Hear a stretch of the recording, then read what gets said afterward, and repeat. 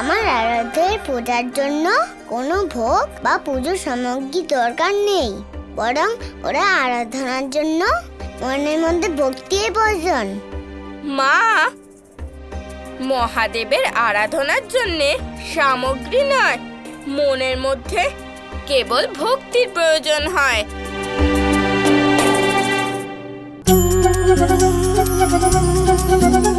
আর্য, দেখুন না, আমাদের গোপালও এটাই চায় যে আমরা সবাই মিলে মহাদেবের আরাধনা করি। ঠিক আছে যশোদা, বাচ্চাদের ইচ্ছা অনুসারে আমরা সবাই মিলে এই একাদশীতে মহাদেবের আরাধনা করি। চলো, আসুন, আপনারা সবাই আসুন।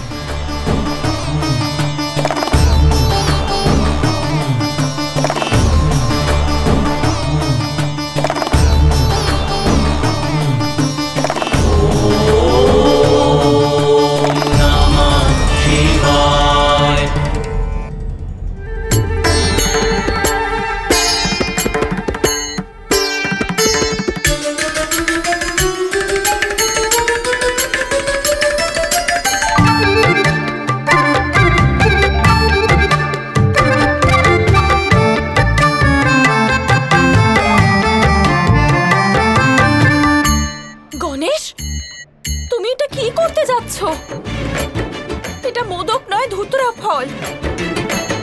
গণেশ, এতে তোমার ক্ষতি হতে পারে।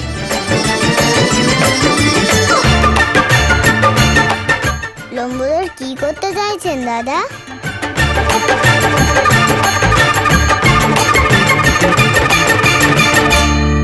মহাদেব, এবার আপনি কিছু একটা করুন। আমাদের পুত্রর কোনো বড় ক্ষতি হতে পারে, আর আপনি নেত্র বন্ধ করে সাধনার মধ্যে হাসছেন। গৌরী, আমি যে পৃথিবী থেকে নিরন্তর ওম ধ্বনি শুনতে পাচ্ছি।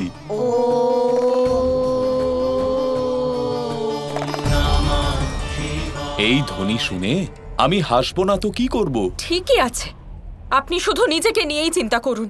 আর ওদিকে দেখুন, গণেশ ধুতরা ফলকে মোদক ভেবে খেতে যাচ্ছে।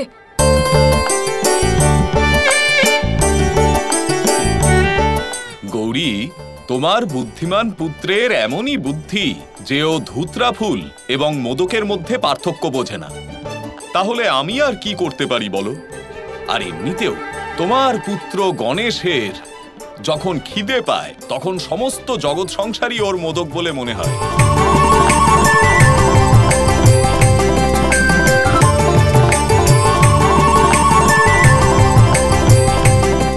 এই কথা তো একবার ভাববে যে আমার ভক্তরা আমাকে ভোগস্বরূপ মোদক কেন দেবে?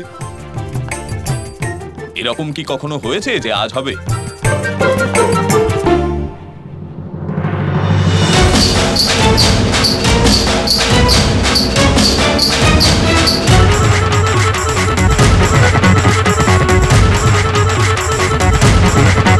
আরে না, কি হয়েছে? লম্বদরের এতটাই খিদে পেয়েছে যে উনি ধূত ফুলকে মোদক ভাবছেন। মোদক? উনি ধূত ফুলকে মোদক ভেবে খেতে যাচ্ছেন দাদা। করো গোপাল। আপনি কিচ্ছু করবেন না, তাই তো? ঠিক আছে, এবার দেখুন দেখুন আমি কি করি। আজ আপনার পুজোয় ধুতরা নয়, মোদকই নিবেদন করা হবে। কি?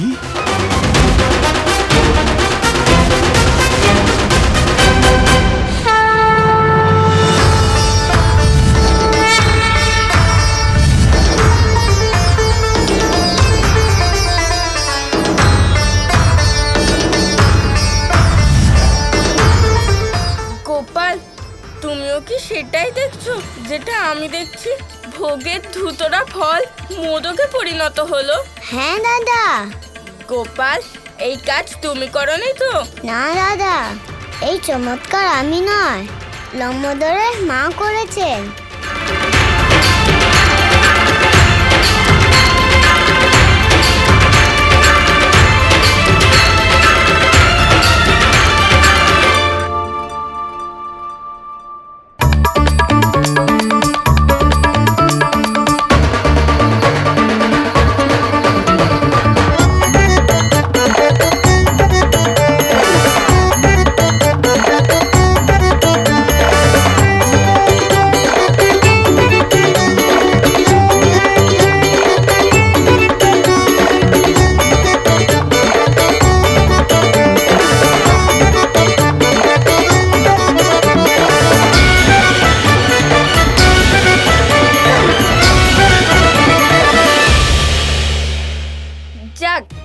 লম্বোদরের খিদে এই মোদক খেয়ে শান্ত হয়ে যাবে গোপাল।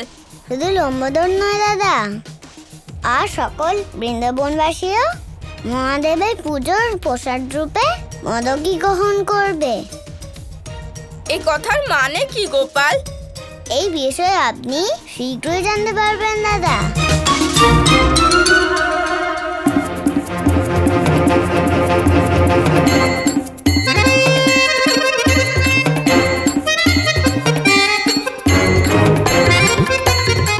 গোপাল, বাবার মন্ত্র জপ শেষ হতে চলেছে।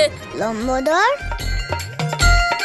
যদি আপনার মন ভরে মোদক খাওয়া হয়ে থাকে তাহলে এখানে এসে লুকিয়ে পড়ুন, যেন এমন না হয় যে আপনাকে কেউ দেখে ফেললো।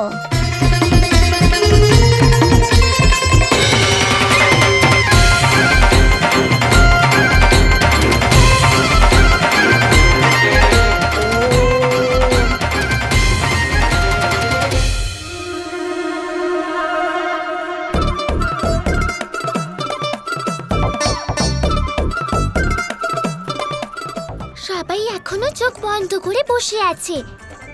এসব এখনো শেষ হচ্ছে না কেন? আমার তো আর মনই বসছে না।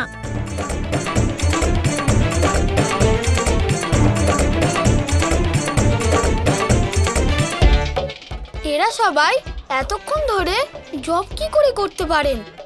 আমি তো এতক্ষণ ধরেও কোনো ভগবানের দর্শন পেলাম না।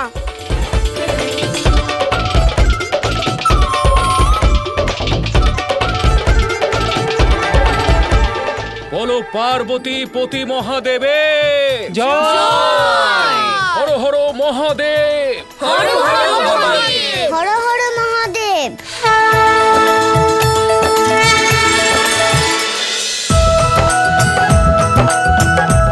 আমাদের পুজো হয়ে গেছে, এবার আমরা যাই। হ্যাঁ বৃন্দা, আমরা বড়রা বাকি পুজো সম্পন্ন করি, তোমরা বাইরে গিয়ে খেলো। ঠিক আছে। প্রণাম।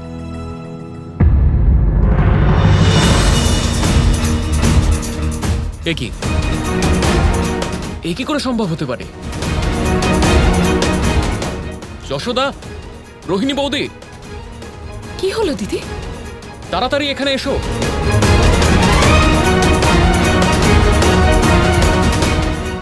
আর্য, কি হয়েছে? যশোদা, এই দেখো। মোদক? মহাদেবের জন্য রাখা ভোগ সব মোদকে পরিণত হয়েছে। এই তো চমৎকার বিষয়। আমি বলেছিলাম না দাদা যে বৃন্দাবনবাসীরা মহাদেবের প্রসাদ রূপে মোদকই গ্রহণ করবে। এ তো মহাদেবেরই চমৎকার। আমাদের ধ্যান করার ফলে মহাদেব প্রসন্ন হয়ে আমাদের প্রসাদ স্বরূপ মোদক দিয়েছেন। হর হর মহাদেব। হর হর মহাদেব। এ তো সত্যি আশ্চর্যের বিষয়।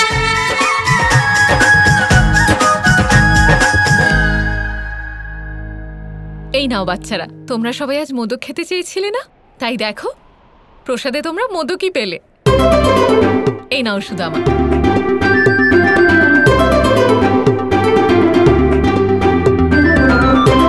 গোপাল,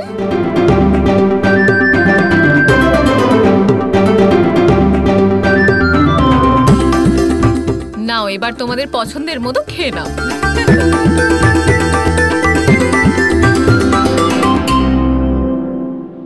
হঠাৎ এই দুত্র ফুল মধুকে কিভাবে পরিণত হলো? এসব আবার ঈশ্বর করেননি তো? বাহ গোপাল, মাতা পার্বতীর এই চমৎকারের পরে তো আমাদের বন্ধুরাও ঈশ্বরের প্রতি বিশ্বাস করছে। এটা তো সময় বলে দেবে দাদা।